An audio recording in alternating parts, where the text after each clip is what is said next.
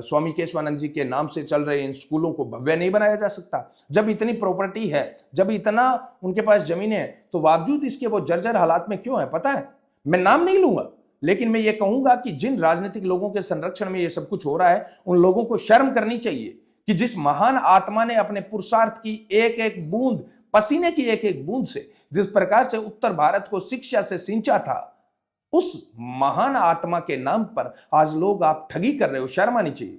मैं धन्यवाद दूंगा वर्तमान मंत्री सुमित जी गोदारा का, जिन्होंने संज्ञान लेकर यह कहा है कि स्वामी जी के नाम से जितने भी स्कूलें हैं उनका जीर्णोद्धार होना चाहिए, उनकी संपत्तियों का पारदर्शिता के साथ प्रबंधन होना चाहिए, मैनेजमेंट होना चाहिए। सोचिए, जब गुलाम भारत के अंदर स्वामी केशवानंद वैसा काम कर सकते हैं, तो आज आजाद भारत के अंदर आप और हम पढ़े लिखे लोग क्या उनकी शैक्षणिक विरासत को इन राजनीतिक लोगों के चंगुल से निकाल नहीं सकते? चक भंवरिया के अंदर 1600 बीघा से ज्यादा स्वामी केशवानंद जी के इस इंस्टीट्यूट को समर्पित जगह है, जमीन है, जिनका लाखों का टेंडर सालाना छूटता है। बावजूद इसके जर्जर हालात में वो बालिका विद्यालय बता रहा है कि उन जमीनों का पैसा स्कूल पर लगने की बजाय किसी राजनीतिक घराने की चौखट पर दम तोड़ रहा है। महाजन में चल रहा स्वामी केशवानंद बालिका विद्यालय आज जर्जर हालात के अंदर है, और ये हालात बताते हैं कि हमारी सरकारें स्वतंत्रता सेनानियों, शैक्षणिक महापुरुषों, उनके प्रति डाक टिकट जारी करके उनके सम्मान की इतिश्री कर लेते हैं, और उसके बाद में उनके परिश्रम, उनके अथक प्रयासों के द्वारा तत्कालीन भारत के अंदर जिस प्रकार से शैक्षणिक नवाचार किए गए थे, उनका आज अपमान आप सरेआम देख सकते हैं।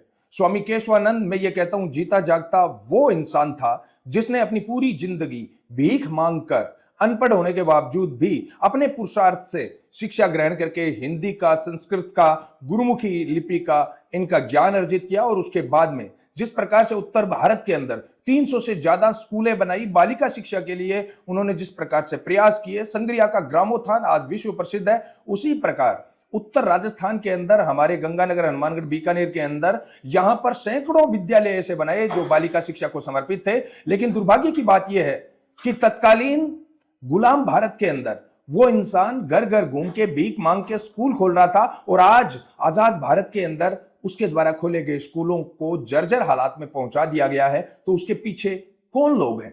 कौन लोग हैं वो लोग जो स्वामी केशवानंद की शैक्षणिक विरासत के अंदर ट्रस्ट बनाकर लूट का टेंडर आगे से आगे बढ़ा रहे हैं? कौन लोग हैं वो लोग जो आज वास्तव में बालिकाओं को शिक्षा देने की बजाय स्वामी केशवानंद के नाम से बने हुए जितने भी हॉस्टल हैं, स्कूल हैं, ग्रामोत्थान है, उनके अंदर अपनी अपनी व्यवसायिक गतिविधियों को संचालित कर रहे हैं? इस प्रकार के लोगों को न केवल चिन्हित करना होगा, बल्कि इस प्रकार के लोगों को मुंह तोड़ जवाब भी देना चाहिए। मैं बात कर रहा हूं महाजन बालिका विद्यालय की, लेकिन सूरतगढ़ में, संग्रिया में, हनुमानगढ़ में, आसपास की मंडियों के अंदर जो स्वामी केशवानंद के नाम से संचालित स्कूल और हॉस्टल थे, उन पर जिन राजनीतिक लोगों ने कब्जा किया है, उनको भी हमें छुड़ाना चाहिए। ये समाज के लिए एक बात बताइए, एक आदमी आज ये सोचता है कि मैं चरवाहा हूं, मैं एक मजदूर हूं, मैं एक अनपढ़ आदमी हूं, मैं क्या कर सकता हूं? उन लोगों को कहना चाहूंगा कि अत्यंत गरीबी के अंदर, अपने बचपन के अंदर स्वामी केशवानंद जी अपनी मां के साथ दर दर भटक रहे थे। अकाल के अंदर खाने को उनके एक अन्न का टुकड़ा नहीं मिलता था, बावजूद इसके उन्होंने शिक्षा की ठानी। उन्होंने हिंदी और संस्कृत का ज्ञान लेकर उत्तर भारत के अंदर शिक्षा की अलख जगाई।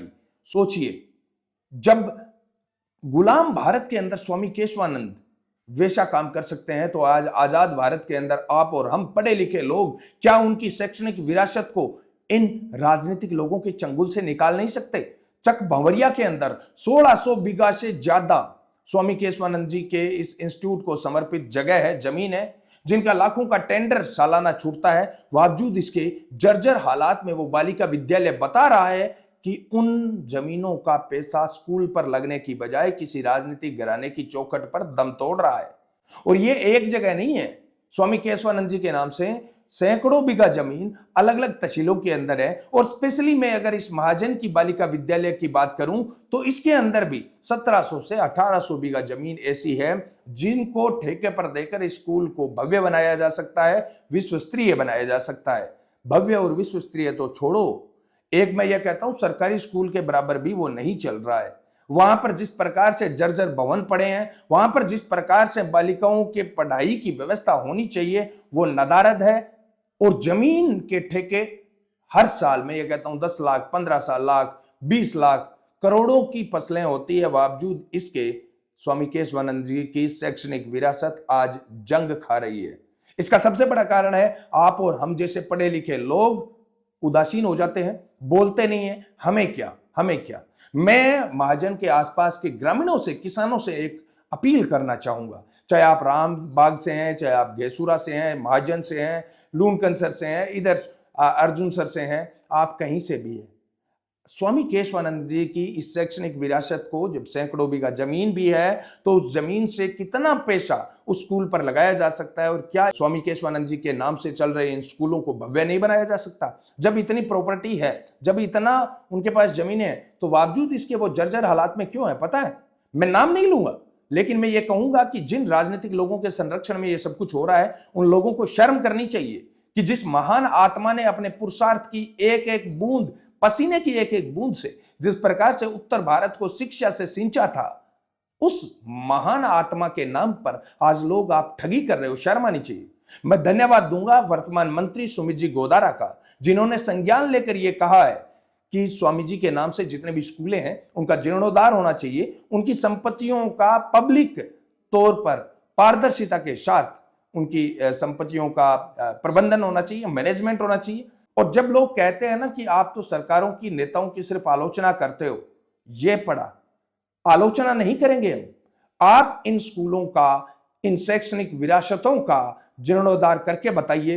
विवेकशील विचार मंच आपका वीकली पॉडकास्ट चालू कर देगा आपकी बड़ाई का, लेकिन आप कुछ करके तो बताइए। सुमित जी गोदारा का धन्यवाद इसीलिए देता हूं कि उन्होंने लीग से हटकर सोचा तो सही। क्या इससे पहले नेता नहीं आए? क्या इससे पहले लूणकंसर से कोई मंत्री नहीं बने थे बाकायदा, लेकिन उन्होंने कभी महाजन की इस शैक्षणिक संस्था के बारे में ध्यान नहीं दिया, जिसका कारण यह है कि जो स्वामी केशवानंद, जो बिरमा मगलूना सीकर से पैदल रवाना होकर पंजाब के फाजिल्का तक भीख मांगता है, शिक्षा ग्रहण करता है, संत बनता है, सन्यासी बनता है, और सन्यासी बनने के बाद में संस्कृत भी ग्रहण की, हिंदी भी ग्रहण की, वाचनालय, पुस्तकालय, स्कूल, क्या क्या नहीं किया स्वामी केशवानंद जी ने।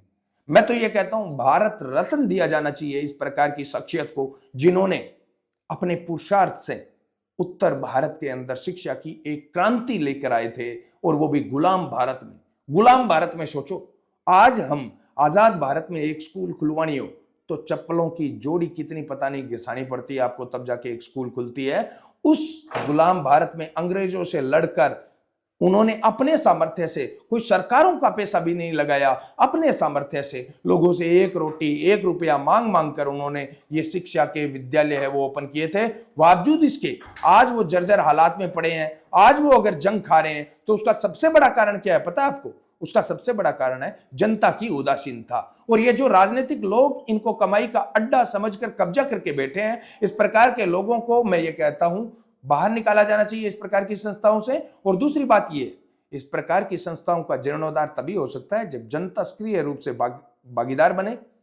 और ये जो महाजन का चक बवरिया के अंदर 1600 बीघा जमीन है संस्था को समर्पित, उस जमीन का पारदर्शिता के साथ ठेका छूटना चाहिए, और वो पैसा इस विद्यालय पर अगर लगना चाहिए। मैं ये कहता हूं इतने साल खा गए आप, अगर आप 5 साल भी उसका ठेका स्कूल पर लगा दे, तो मैं ये कहता हूं राजस्थान की सबसे भव्य स्कूल है वो महाजन के अंदर ये स्वामी केशवानंद ग्रामोत्थान विद्यापीठ है वो बन सकती है। सरकार के अंदर बैठे हुए मंत्रियों से, नेताओं से हमारी अपील है कि आप इस काम का बीड़ा उठाइए।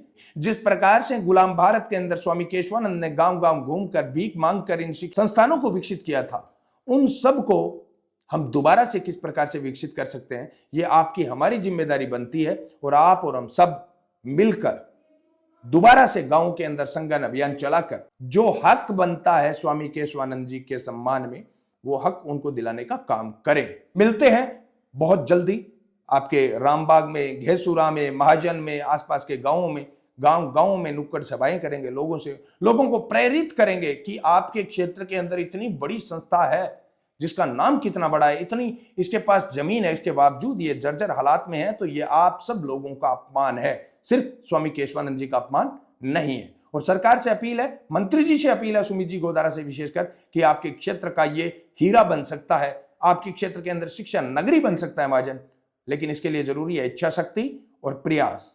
उम्मीद करते हैं सरकार भी प्रयास करेगी और मंत्री जी भी प्रयास करेंगे। धन्यवाद। जय किसान।